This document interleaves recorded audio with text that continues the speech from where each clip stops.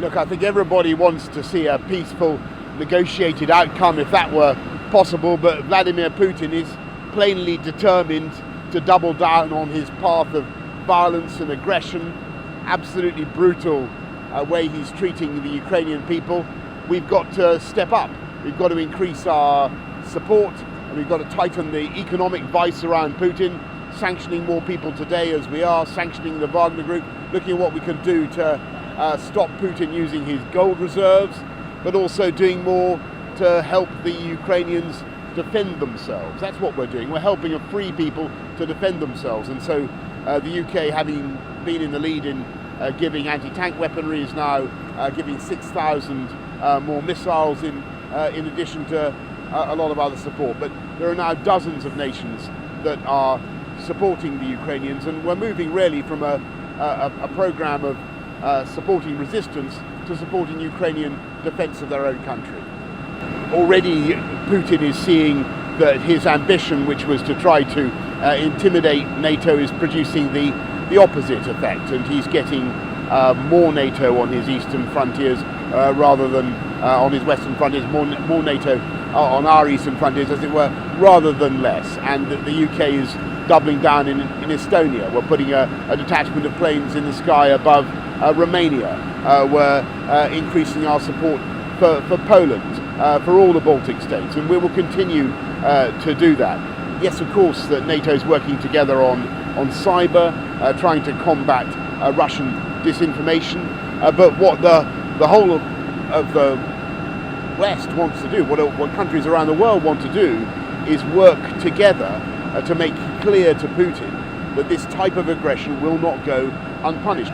What's basically changed since NATO last met more than a month ago is we can see that the Ukrainians love and believe in their country so much that they are willing to fight, and fight street by street to protect their country.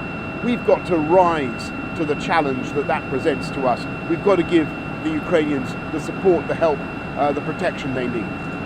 Volodymyr Zelensky has proved to be one of the most extraordinary war leaders of recent times, and I think that he has marshalled world opinion and mobilized his country, and what he wants from us is more diplomatic pressure around the world. He wants tighter economic sanctions on the Putin regime, and he wants some very specific military support, defensive military support for the Ukrainian armed forces, and that we're determined to provide. What the spring statement does is the biggest tax cut for working people, for low-paid working people in 25 years, helping people with the cost of living during the cost of living crisis by cutting their taxes. 70% of people will benefit from a tax cut as a result of what Rishi did yesterday. We're also stepping up to help people with the cost of fuel.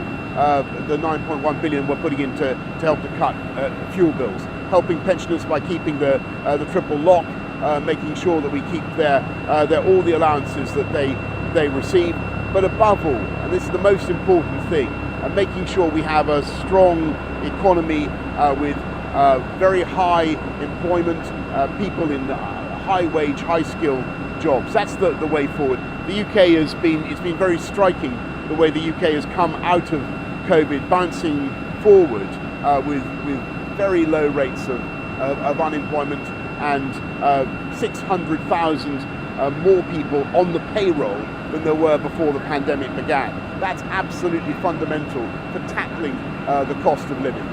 It will continue to be, as Rishi has said, because of the global pressures on inflation, driven partly by supply chain constraints, partly quite considerably now by Putin's war in Ukraine. It will be continue to be tough, it will continue to be choppy, but we will get through it, and we will look after people throughout. The idea of Russia holding any kind of football tournament or any kind of cultural event right now is beyond satire. I can't believe that anybody would seriously consider their suggestion, and yes, I think that the best thing possible would be for the entire Russian armed forces to retire forthwith from Ukraine and hand the tournament to them, of course.